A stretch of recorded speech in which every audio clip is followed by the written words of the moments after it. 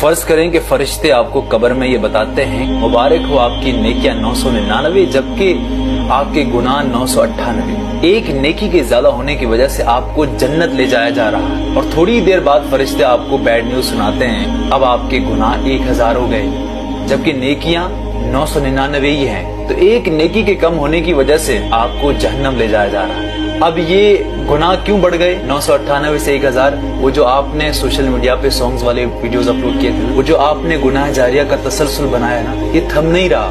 یہ لوگ اس آپ نے جو ساؤنڈ اپلوڈ کیا تھا اس پہ ویڈیوز بناتے جا رہے ہیں، وہ جو غلط ویڈیوز آپ نے اس کو شیئر کیا تھا نا، وہ ابھی تک دیکھ رہا ہے، وہ ابھی تک شیئر کر رہا ہے۔ تو اس طرح کی چیزیں جب آپ کرتے ہیں تو آپ کو کبھی معافی نہیں ملتی۔ ایٹ اے ٹائم اللہ سے آپ رو کر معافی مانگے گا، اللہ معاف کرے گا، لیکن آپ نے دوسرے کو بھی شامل کیا ہے تو یہ سلسلہ کبھی ختم نہیں ہوگا۔ اسی طرح جیسے آپ ثواب جاریہ کا کام کرتے ہیں تو یہ ہمیشہ چلتا رہتا ہے۔ گزارش کرتا ہوں کہ یار ایسا کوئی گناہ نہ کرو جو ہمیشہ چلتا رہے۔ کچھ ایسے گناہ ہیں، میں کہتا ہوں بھلے بڑے بھی ہوں، اللہ سے ایک بار معافی مانگنے پہ اللہ معاف کر دیتا ہے، وہ معاملہ رفع دفع ہو جاتا ہے۔ گناہ جاریہ کا تسلسل کبھی نہیں رکتا۔